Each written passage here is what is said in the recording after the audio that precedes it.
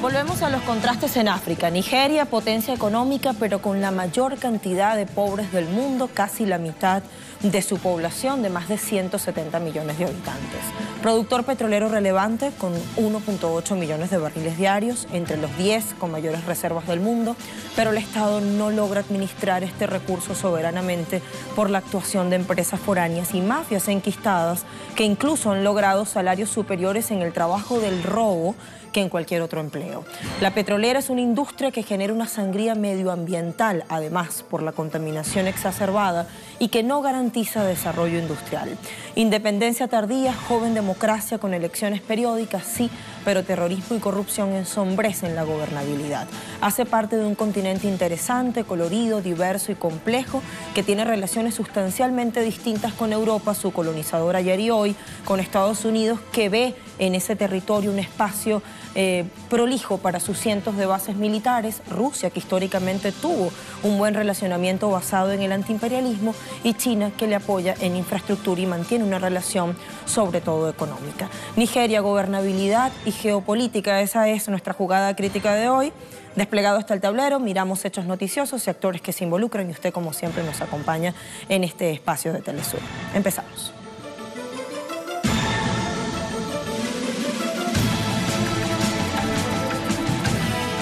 En medio de ciertos hechos de violencia, este sábado 23, Nigeria celebró elecciones para renovar presidencia y vicepresidencia más Parlamento Federal, Senado con 109 escaños y Cámara de Representantes con 360.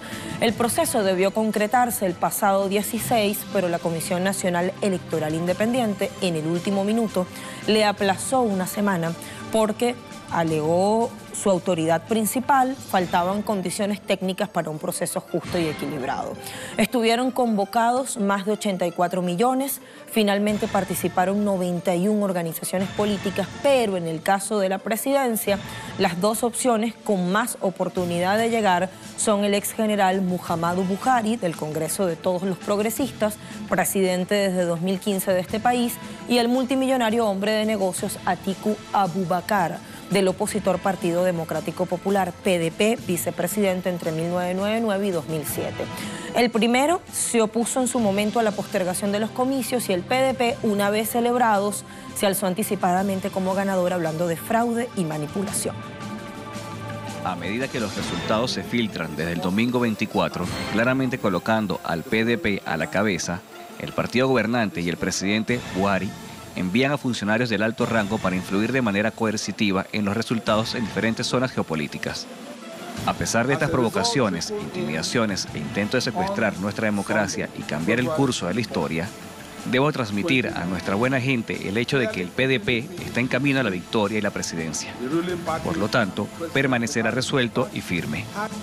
Vayamos al perfil de Nigeria, situada en el oeste de África, erguida ante el Golfo de Guinea como la principal potencia económica y política de la región, principal exportadora de crudo en el África subsahariana.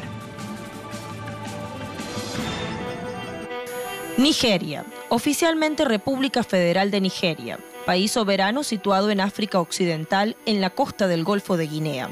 Limita al sur con el Océano Atlántico, al oeste con Benín, al norte con Níger y Chad y al este con Camerún. Tiene una superficie de 923.768 kilómetros cuadrados, casi igual a la extensión de la República Bolivariana de Venezuela, solo que con casi 6 veces más habitantes que la nación suramericana. Su población es de unos 174 millones. Es el país más poblado de toda África y el séptimo del mundo.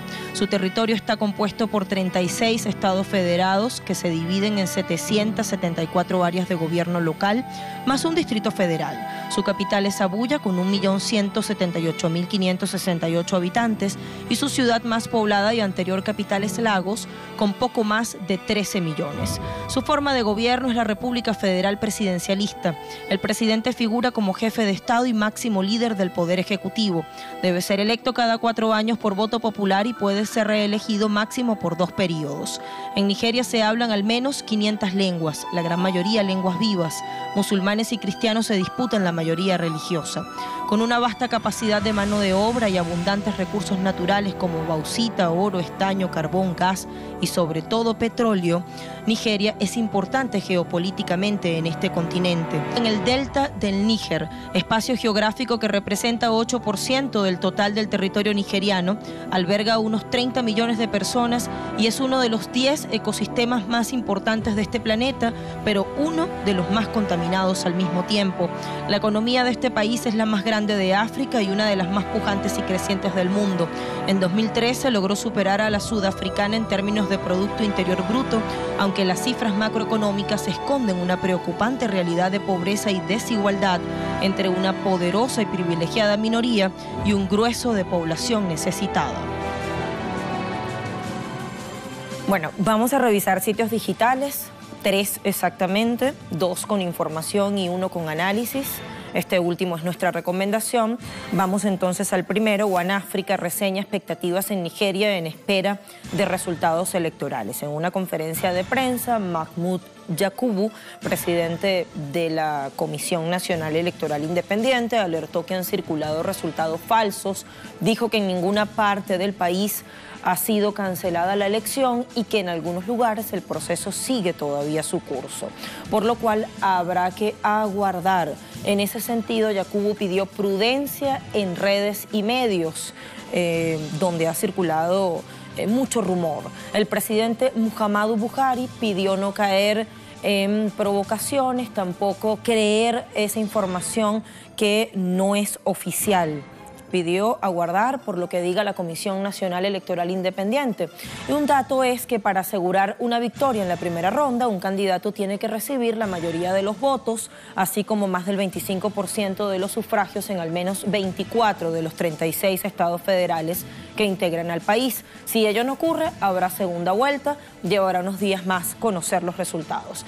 Me voy ahora a la agencia rusa de noticias Sputnik, que titula 2019 será una prueba para casi 20 países africanos. No es solamente Nigeria la que tiene este reto que pone a prueba la democracia. Argelia es uno de los casos, lo subtitula el enigma Bouteflika, el redactor de la nota. Las presidenciales se celebrarán el 18 de abril en este caso. Todo el país aguarda saber si el actual presidente Abdelaziz Bouteflika, de 81 años de edad y gravemente enfermo, se presentará a un quinto mandato tras 20 años en el poder. Mientras se espera por lo que diga el Palacio, nadie osa lanzarse a competir con Bouteflika y pocos dudan de que, a pesar de su mermado estado de salud, confirme su candidatura. Vamos más abajo y vemos que otra potencia económica regional, es decir, Sudáfrica, irá a urnas en mayo próximo para celebrar legislativas que muchos presentan como prueba para medir el desgaste del Congreso Nacional Africano tras la dirigencia de Jacob Zuma, obligado, recordemos, a dejar la presidencia por escándalos financieros y políticos. Cyril Ramaphosa, un histórico de la ANC, en el poder desde el fin del apartheid en 1991, será el encargado de intentar salvar la hegemonía del partido del histórico Nelson Mandela. Y me voy ahora al último sitio digital, que es la red Voltaire. Allí está nuestra recomendación. Su título es: La Unión Europea acepta la instalación de nuevos misiles nucleares estadounidenses en Europa. Es de la autoría de Manlio Dinucci, geógrafo y politólogo italiano, columnista de Il Manifesto d'Italia.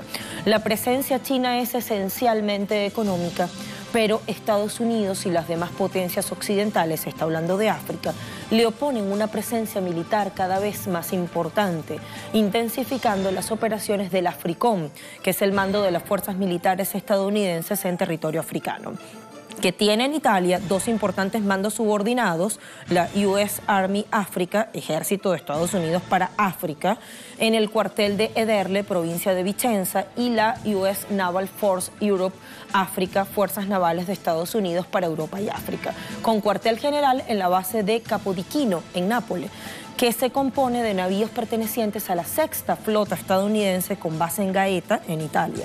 El Africom no ha logrado instalar su cuartel general en el continente africano, refiere Manlio. Es desde Alemania que el Africom, con la colaboración de Francia en la región del Sahel, hace operaciones terroristas en África. Y a cambio, transnacionales estadounidenses y francesas gozan de acceso privilegiado a materias primas africanas. Y así cierro nuestra recomendación a propósito de eso último que analiza o reflexiona Manlio Dinlucci en ese artículo de Red Voltaire. Queremos preguntarnos qué pasa con el petróleo en Nigeria, qué determina la posesión de tanto crudo en su territorio. Lo revisamos después de una primera pausa en nuestra jugada crítica. No se vayan.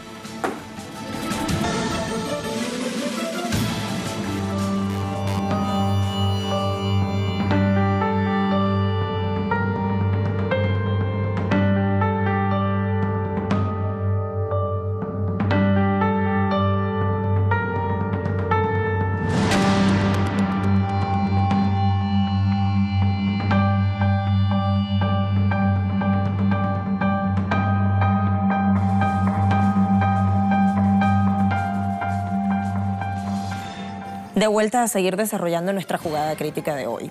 Nigeria, gobernabilidad y geopolítica, ese es su título.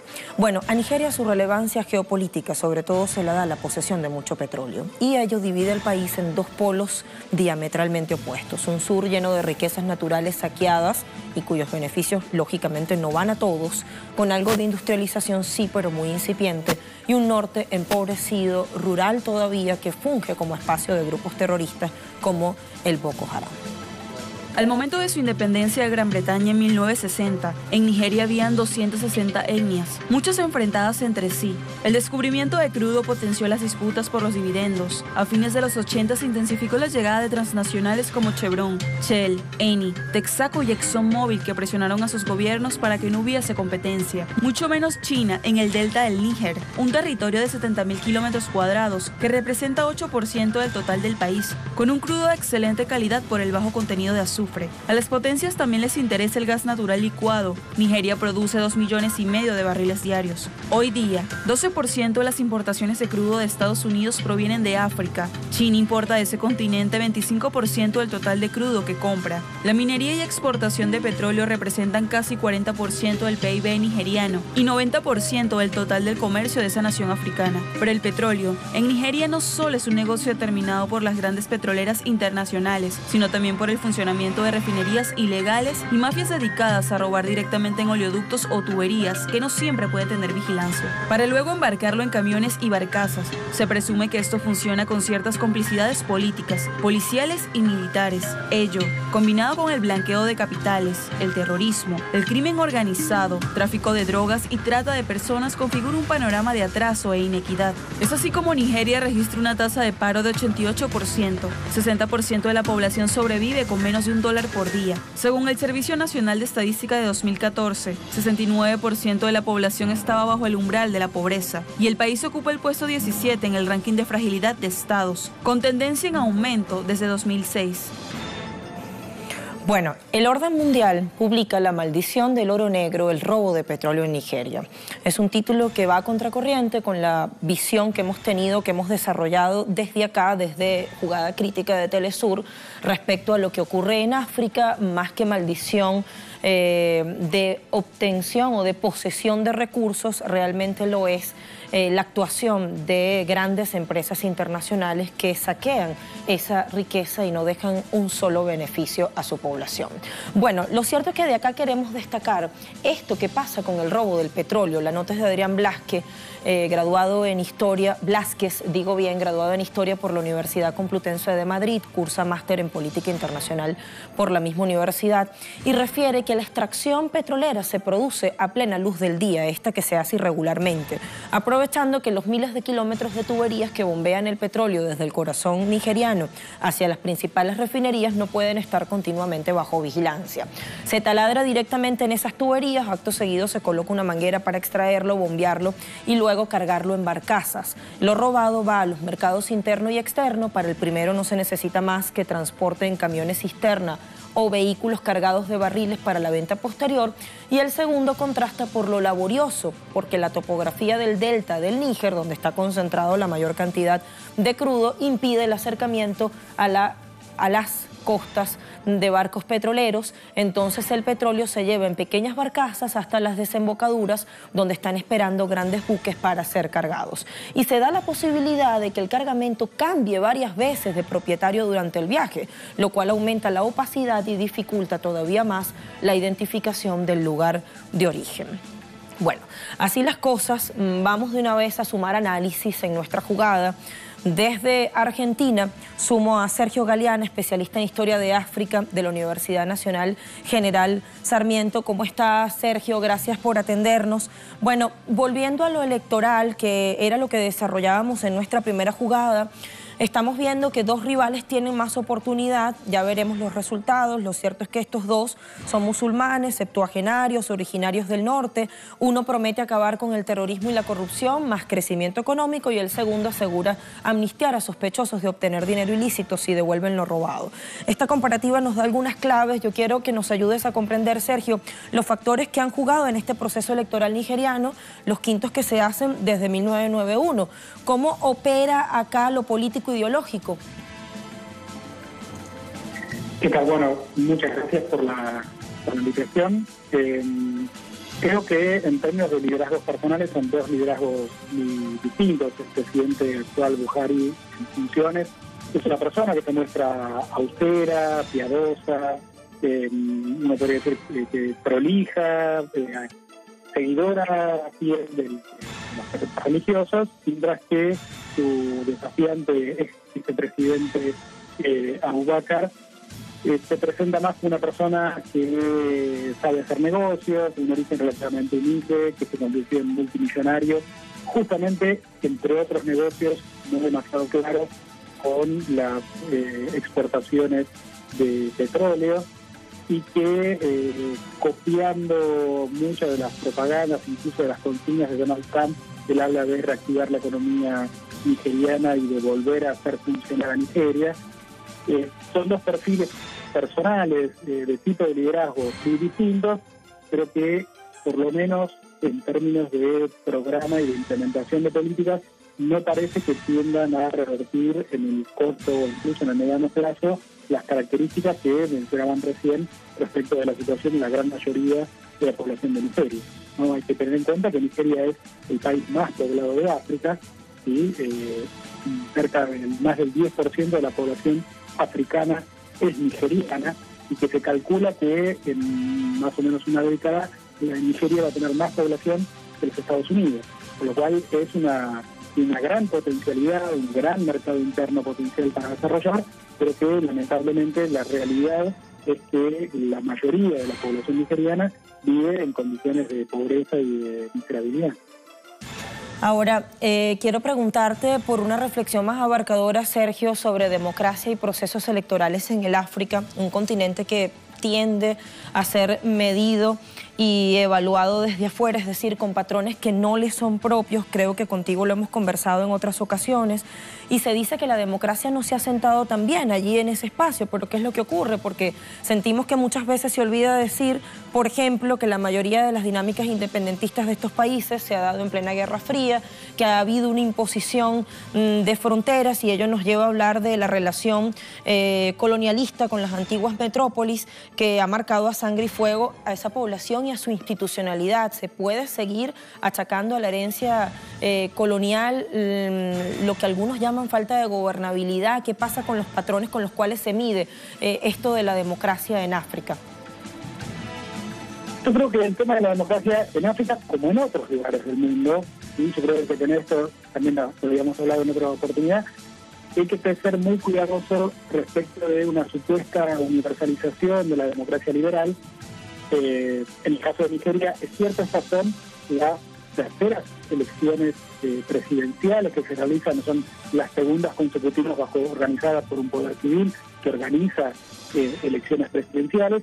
Es cierto que es mejor, y uno puede decir, es mejor que haya elecciones presidenciales que gobierno, que un golpe del Estado militar, que fue la característica de Nigeria durante unos 30 años, donde se sucedían gobiernos civiles muy inestables, que duraron muy poco tiempo, y gobiernos militares bastante, en muchos casos bastante sanguinarios, ¿sí? Que por otra parte muy venales respecto de su sumisión a los grandes intereses petroleros, a la política norteamericana, y un aliado muy cercano del presidente, y que en los últimos años hay una formalidad de elecciones democráticas que, como todo proceso, la elección, el sistema democrático liberal, en tanto imposición, paradójicamente, de las mismas potencias que habían colonizado y creado formalmente el país, difícilmente tenga una raigambre tan rápida.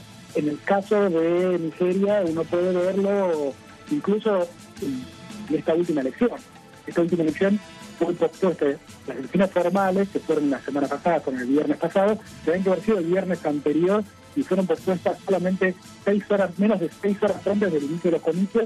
La Comisión Electoral Independiente pospuso las elecciones durante una semana, anunciando problemas de logística, con lo cual puede ver que el sistema electoral, el sistema que por empieza a ser claro. ¿Sí? Es cierto que ahora en las elecciones, de hecho el periodo de votos es un conteo extremadamente lento. Los primeros datos se empezaron a conocer el día de ayer, las elecciones el viernes, el lunes empezamos a conocer resultados, y hoy todavía tenemos el total del resultado menos de los 36 tenemos menos de resultados, con lo cual, de hecho ya los resultados provisionales que están dando el triunfo del presidente Buhari, impugnados por Abubakar, su presidente, con lo cual esta idea de la elección tomada como un mecanismo transparente para crear la voluntad popular, bueno, en estos casos menos un poco entre paréntesis. Sí, es cierto que creo que siempre el ejemplo que hay que evitar es el ejemplo del desconocimiento de las elecciones y el rechazo y el llamamiento a una guerra civil. Es lo que sucede muchas veces cuando quien pierde elecciones dice, bueno, a mí me robaron la elección, entonces desconozco el resultado y hago acuerdos por afuera del sistema político para derrocar al gobierno. Yo creo que esa es la instancia que uno tiene que evitar, que lo vemos no solamente en África, sino en muchos otros países, ¿no? De que quien pierde las elecciones denuncia fraude y por eso se arroga una suerte de representatividad que tampoco puede demostrar con los números. En el caso de Nigeria, la lentitud del escrutinio es bastante llamativa. Esperemos que no lleve a quien se considera el segundo, ¿sí? Que en este caso es Abubakar, a desconocer resultados y convocar una suerte de desobediencia civil, sino que primen los canales de negociación y que primen más la cordura ante la solución violenta. De la cuestión petrolera y el saqueo de las transnacionales que divide en el caso de Nigeria muy particularmente al país en dos polos antagónicos, Sergio, un norte empobrecido, muy rural, y un sur con recursos, aun cuando los beneficios no llegan a todos, ¿no? Y hay una industrialización pero muy incipiente. Sí, incluso el sur, que es la zona donde se extrae petróleo, es una cosa muy llamativa, porque si uno mira los índices oficiales, por ejemplo, de desempleo, más allá que en el norte se concentra la pobreza, el desempleo es extraordinariamente alto en la zona sur. O sea, uno puede ver que incluso la zona, uno puede decir, más rica, que es donde se da la producción petrolera, es donde los jóvenes tienen más dificultades para conseguir empleo. Con lo cual, este modelo de dependencia casi exclusiva para las rentas del Estado del petróleo no termina de resolver problemas estructurales como, por ejemplo, el acceso a empleos de calidad para los jóvenes, que es un gran problema en Nigeria. Hoy en día, la gran mayoría de la población joven tiene acceso a dificultades muy serias en el acceso a un empleo formal. Ahora, ¿hemos perdido la comunicación con Sergio o la mantenemos? La mantenemos allí. Sergio, interesante saber cómo surge el terrorismo en Nigeria, es decir, cómo llega el Boko Haram. Bueno, ahí sobre Boko Haram hay varias hipótesis y algunos que hablan que es una suerte de subproducto de estos grupos islamistas financiados originalmente por los Estados Unidos y que luego del fin de la Guerra Fría quedaron como células dormidas o dispersas y que se activaron a comienzos del siglo XXI. Lo cierto es que las condiciones objetivas de extrema pobreza en el norte de Nigeria hacen que grupos extremistas tengan, podemos llamar una suerte de caldo de cultivo, en donde ese discurso de odio y ese discurso de violencia tenga una capacidad de recepción muy alta, ¿sí? Y a eso le sumamos el caso de la debilidad de la presencia del Estado de Nigeria en general, en todo el país, brindando servicios básicos, acceso a luz, acceso a electricidad, una cuestión muy curiosa. En las ciudades más importantes de Nigeria hay dificultades energéticas cuando es un país que exporta petróleo, ¿sí? Esto también habla de unas grandes dificultades del Estado para cumplir su papel como garante de servicios básicos para la población, y que justamente en ese contexto el discurso de Boko Haram, el discurso de los grupos terroristas, tiene más cabida, sobre todo entre estos jóvenes desempleados que no tienen un futuro muy claro y que en algún punto estos grupos le brindan cierto tipo de horizonte y cierto tipo de contención. También es claro que el ejército tiene dificultades enormes para reprimir a estos grupos. El ejército muy difícilmente controla, incluso, el Estado y el gobierno, mejor dicho, difícilmente controla al conjunto de las fuerzas militares, donde muchas veces vemos acciones militares que fracasan porque se supone cierta connivencia entre miembros de las Fuerzas Armadas nigerianas y grupos terroristas. Entonces, es un escenario extremadamente complejo que nos habla a las claras de las dificultades para la implementación de un Estado moderno en Nigeria.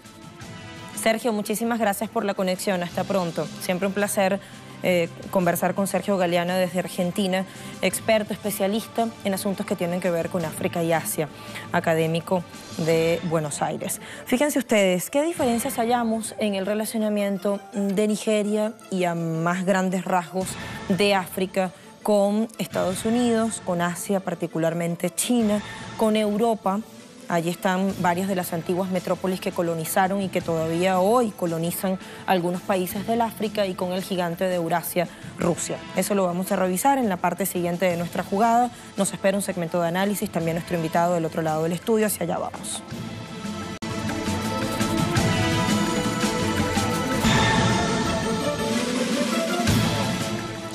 Hoy hablamos de Nigeria, gobernabilidad y geopolítica. Tal vez sea África uno de los continentes donde más fuerte se da esa disputa o pulseo por la hegemonía comercial entre China y Estados Unidos. Y Nigeria mira ese pulseo fronteras adentro y con diferencias sustanciales y esenciales.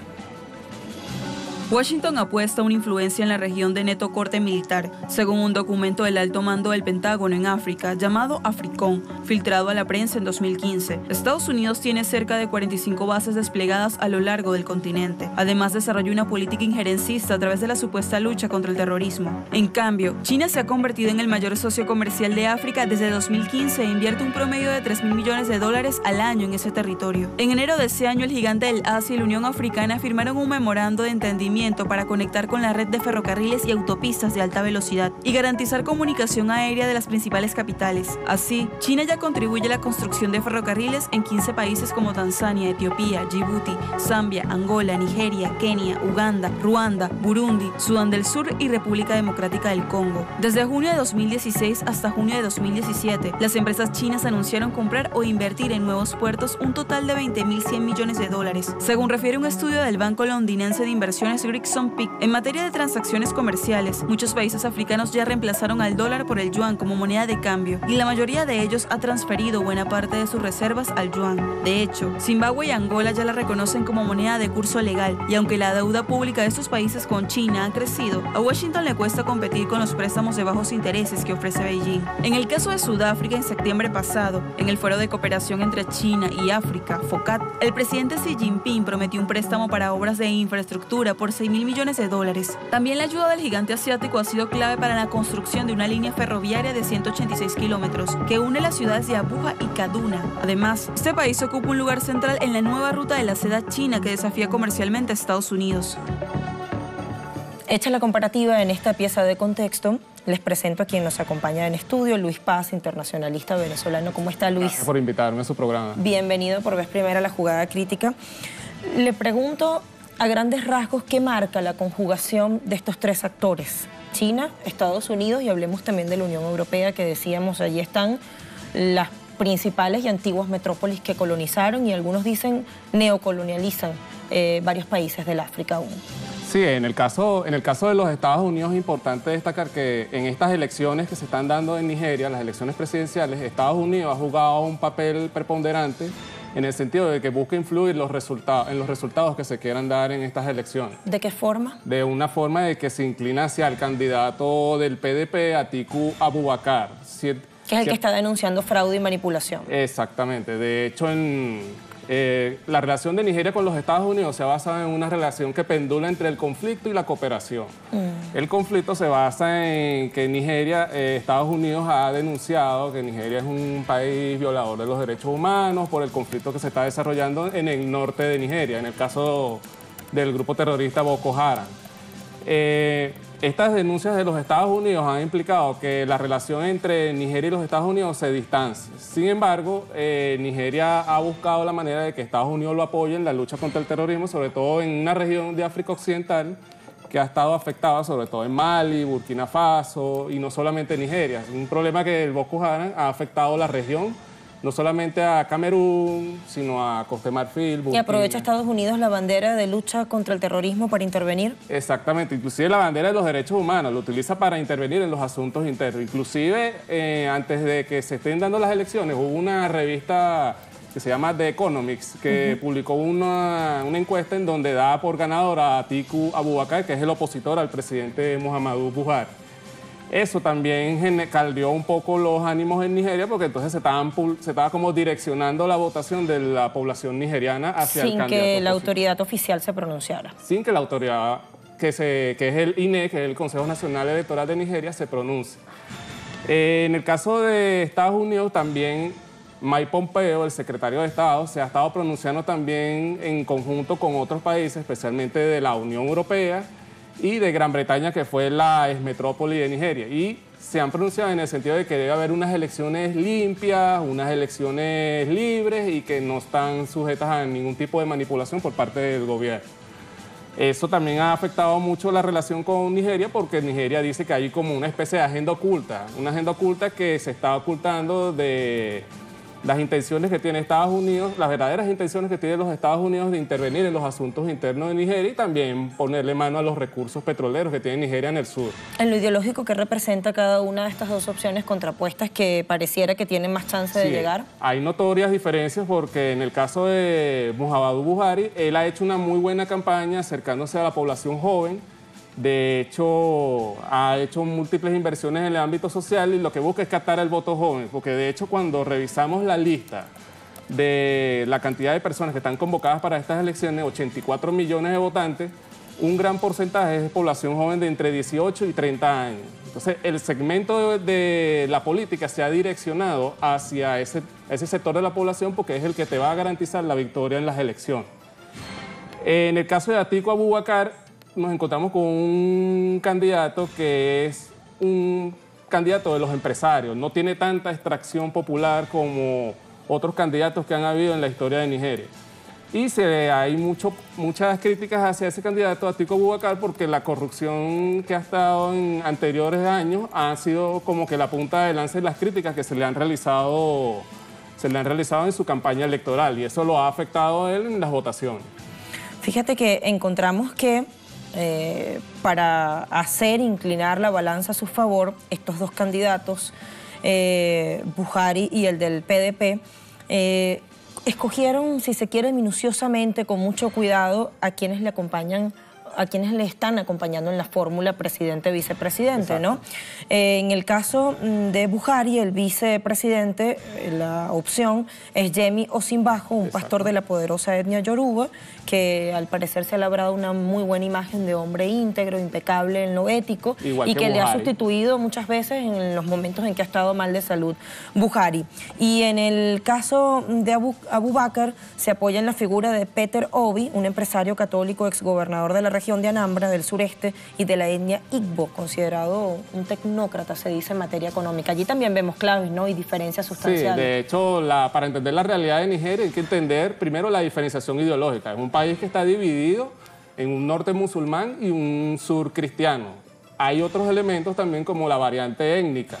Están los Igbo, están los Yoruba, están los Fulani, los Hausa, etc. Entonces, el legado que dejó Gran Bretaña de la colonia, eso ha afectado la situación política y social en Nigeria porque tenemos un sur donde están concentrados la mayor parte de los recursos y tenemos una situación en el norte del país de mayoría musulmana en el cual hay muy poco desarrollo industrial, económico, y muy poco apoyo en lo que es la lucha contra la pobreza. Y eso afecta también, eso da a entender cómo surge el Boko Haram dentro de las provincias del norte de Nigeria.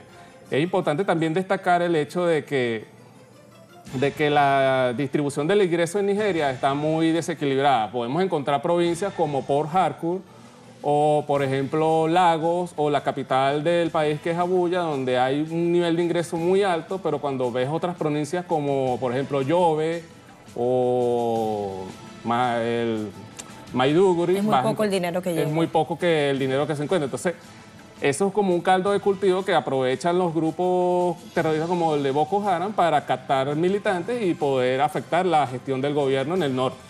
Ciertamente una de las iniciativas que tuvo Buhari para poder afrontar la crisis en el norte era incrementar el apoyo militar, buscar la cooperación de los países que están en la frontera, especialmente Benín, especialmente Níger, y crearon una fuerza multinacional para cuidar las fronteras en el norte. Pero esto ha afectado un poco también porque la dinámica interna de Nigeria se ha trasladado hacia la región y se está convirtiendo en un problema regional. De hecho, en el último discurso de Buhari ante la Secretaría de la Asamblea General de las Naciones Unidas, él mencionó mucho el problema de la cuenca del lago Chad, que es uno de los focos principales en donde se encuentra concentrado el Boko Haram. Ahora, la cuestión petrolera y de las transnacionales, ¿qué es lo que está determinando? Es un punto que desarrollábamos con Sergio Galeana, pero no quiero perder la oportunidad de preguntártelo a ti, Luis. Ok, en el caso de las transnacionales, ciertamente en el sur de Nigeria... Que también marcan esa división entre norte y sur, ¿no? Sí, lo que pasa es que la presencia de las transnacionales está más hacia el sur, en donde está el delta del Níger. El Golfo de Guinea se estima que para el 2025 sea uno de los principales proveedores de crudo, aproximadamente el 25% del crudo que se consume en los Estados Unidos. Entonces, esa cifra demuestra que el interés de los Estados Unidos está más centrado en el desarrollo del sur y no hacia el norte. En el norte no encuentran ningún tipo de recursos petroleros, por ello que las empresas transnacionales se concentran en la parte sur. Eso también genera un problema también porque hay un grupo que se denomina Vengadores del Delta del Níger, que es un grupo que surge del movimiento de emancipación del Delta del Níger. ¿Qué es lo que buscan ellos? Tener una mayor participación dentro de los ingresos que se dan en el sur, porque mayor parte de los ingresos se quedan dentro de las gobernaciones, pero no llegan a las comunidades. Y encontramos también que estas comunidades dependen mucho de la pesca y la explotación petrolera ha generado también derrames petroleros y eso afecta también la economía y eso da mayor combustible a estos movimientos para hacer presionar al Estado para tener una participación dentro de los ingresos del Estado. Ahora, hablemos de las relaciones ruso-africanas. Entendemos que hubo un muy buen relacionamiento en tiempos de la Unión Soviética, bajo un principio muy claro, el del antiimperialismo, el de la no injerencia, y luego un receso de 2 décadas en esa amistad, en ese relacionamiento, y desde comienzos de este siglo, el siglo XXI, hubo un retorno de Rusia, del gigante euroasiático, a territorio africano. Por ejemplo, en su visita oficial en 2009, el presidente ruso Dmitry Medvedev admitía que Rusia había sido descuidada o que Rusia había descuidado África durante mucho tiempo y desde entonces empezaron a retomarse conexiones entre distintos gobiernos y Rusia.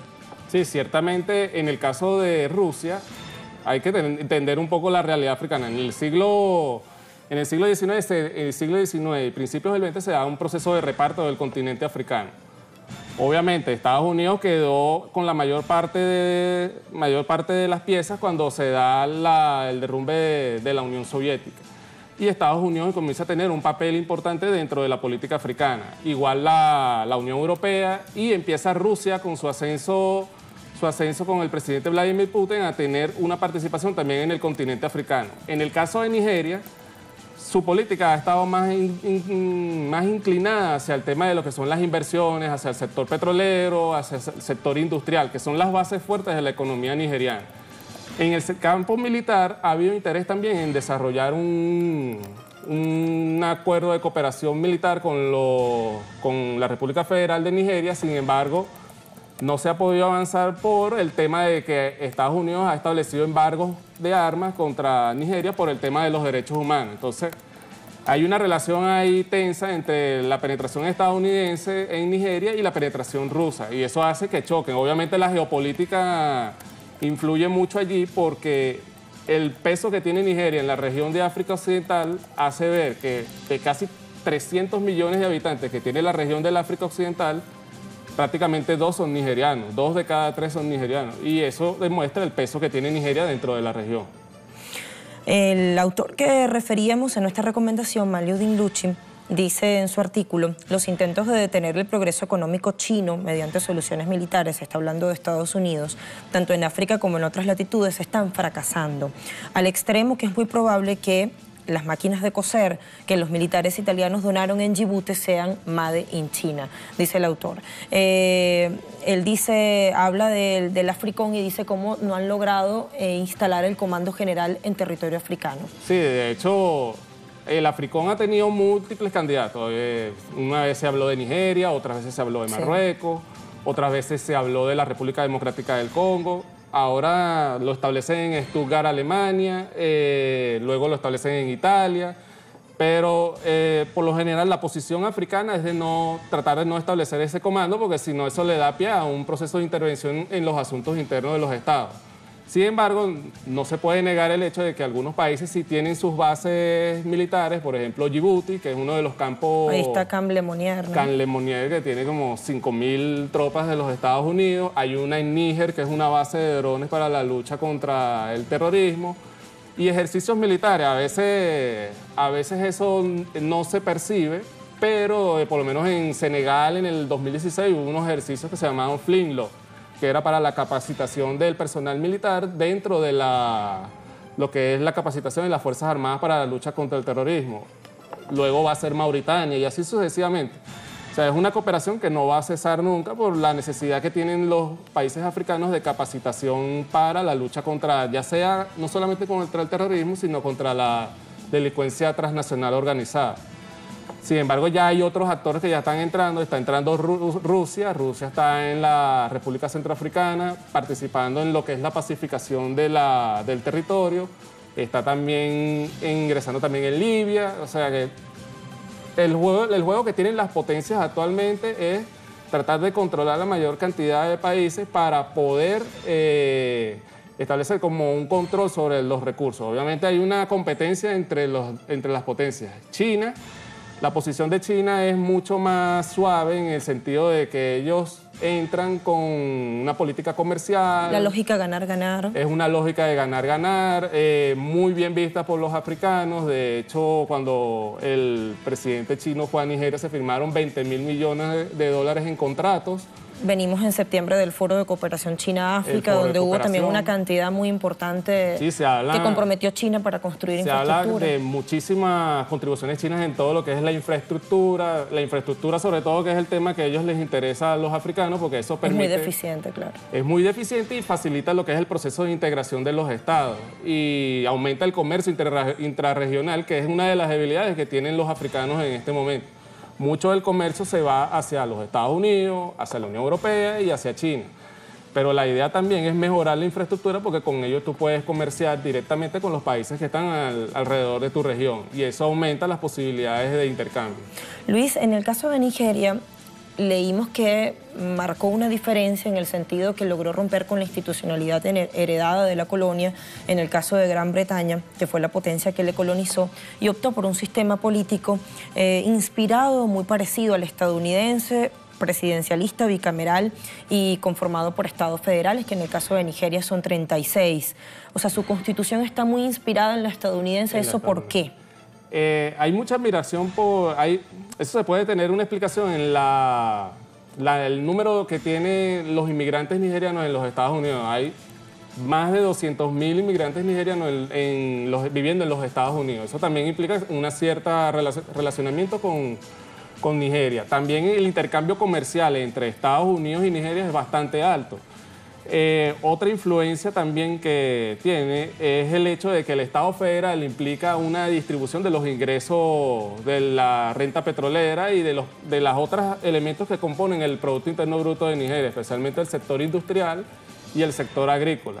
Sin embargo, el hecho de que sea un Estado federal también implica una debilidad, que le parece el tema de la corrupción, el tema de que una vez que se distribuyen los ingresos a un Estado, puedo decir, por ejemplo, Kano, se determina la construcción de ciertas infraestructuras, pero entonces cuando llegan los recursos no se distribuyen equitativamente en las regiones. Y eso también empieza a generar malestar en la población. Sin embargo, eso es uno de las metas que tiene el presidente Muhammadu Buhari de frenar el tema de la corrupción, porque eso en sí es un freno para el desarrollo de Nigeria. Y es reconocido por varias autoridades que ese es un problema que hay que atacar. De hecho, en los últimos años lo han hecho e inclusive han establecido acuerdos de cooperación con algunos países de Europa en donde se han fugado los capitales y ellos han hecho convenios para que esos capitales sean repatriados a su país para poder utilizarlos en el desarrollo de Nigeria. ¿Estás de acuerdo con nosotros que la maldición no tiene nada que ver con la posesión de muchos recursos, sino más bien cómo históricamente estos han sido saqueados por transnacionales? Sí, ciertamente la presencia de recursos petroleros es un aval para que algunas potencias se interesen más en algunos países. Fíjate que está el caso de Haití. Haití en este momento tiene un problema interno grave con un presidente que están exigiendo que renuncie o que llame a elecciones por casos de corrupción graves que se dieron en ese gobierno.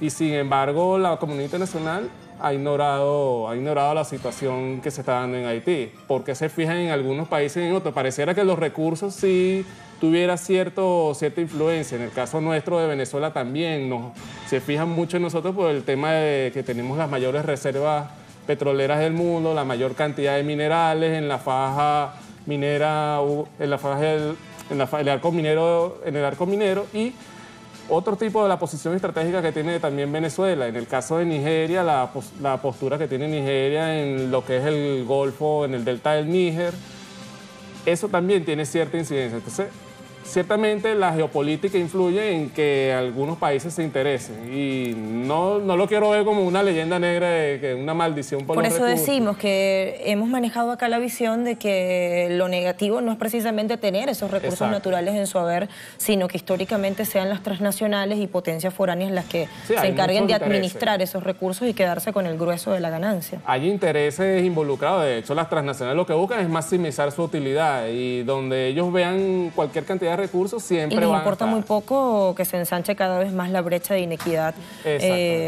entre una población muy pequeña en términos de números, de cantidad, pero muy privilegiada y un grueso que está muy necesitado, que no logra satisfacer ni siquiera las necesidades más básicas. Y te pregunto también por el asunto de la democracia y la gobernabilidad a propósito de estas elecciones. Senegal también viene de un fin de semana electoral en medio de conflictos, de líos, según reseñan los medios locales. Si eso es herencia de la colonización, si estás de acuerdo también con nosotros en que se utilizan muchas veces paradigmas y patrones foráneos para medir estos términos, democracia, qué cantidad de gobernabilidad o de representación política, entendiendo la diversidad y la cantidad de etnias y de religiones que se mueven en países de África, sí, por ejemplo, que coexisten. David Hell habla de que la gobernabilidad es como la capacidad que tiene un Estado para afrontar o resolver los problemas que tiene la sociedad. Por ejemplo, en el caso de Nigeria, ese tema va muy en boga porque en el caso de Nigeria hay altos niveles, por ejemplo, de desempleo. El 20% de la población joven está en situación de desempleo y eso genera cierto malestar social. También la situación económica, el hecho de que la distribución del ingreso no sea equitativo, eso entre los diversos estados, eso también incide en que en algunas zonas del país sean más desarrolladas que en otras y eso genera problemas de gobernabilidad. ¿Cuándo también se puede presentar el problema? Cuando establecemos esos tipos de parámetros que mencionas, en el cual, por ejemplo, el Fondo Monetario Internacional y el Banco Mundial establecen niveles, por ejemplo, niveles de transparencia o que los niveles de corrupción en Nigeria son son muy altos, y eso también incide en lo que es el proceso de desarrollo. Eso a muchos de los africanos no les gusta, porque obviamente tú no puedes venir con unos parámetros pensados desde Occidente a imponérselos a un Estado como el nigeriano, que tiene una serie de especificidades, una serie de características que lo diferencian de algunas naciones europeas. Por ejemplo, las estadísticas de mortalidad infantil o, por ejemplo, las tasas de natalidad. A veces hay discordancias porque existen diferencias metodológicas en lo que es la toma de los datos. A veces en Europa los toman de una manera, en Nigeria se toman de otra.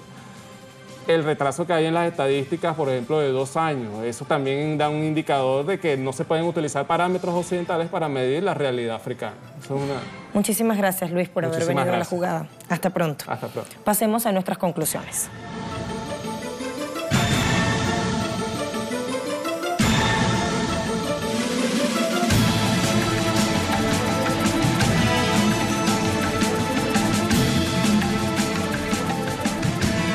Hemos hablado de una Nigeria que se yergue geoestratégicamente en el Golfo de Guinea, en el África Occidental, con el delta del Níger lleno de petróleo, que enfrenta por estos días un proceso electoral que pone a prueba su democracia y su gobernabilidad, siempre medida, en el caso de África, a través de paradigmas y modelos foráneos. Hay sospechas de que el gobierno de Estados Unidos se esté inmiscuyendo en este proceso, cuyos resultados se dilatarán unos cuantos días más, según ha dicho la Comisión Nacional Electoral Independiente, pero sí que llama mucho la atención que la opción opositora se anticipe y se autoproclame ganadora y esté denunciando fraude y manipulación. El voto joven será decisivo, también las diferencias entre un norte muy pobre y un sur con recursos que no rico, ojo con eso. Está Nigeria en la lista de países entre los más pobres del mundo. Volvemos allí a ese contraste, pero que son muy ricos en materias primas, coltán, uranio, oro, petróleo, entre otros recursos naturales. La explotación de esos recursos, ¿qué ocurre? Está en manos de transnacionales con sedes en Estados Unidos y Francia, cada vez más temerosas de la competencia que significan las empresas chinas, que están ofreciendo a los países africanos condiciones mucho más favorables, es decir, diametralmente opuestas a un Estados Unidos que hace del África un espacio para instalar sus decenas de bases militares. Así llegamos al final de nuestra jugada crítica. Gracias por confiar en nosotros y siempre acompañarnos. Sigue en sintonía de Telesur.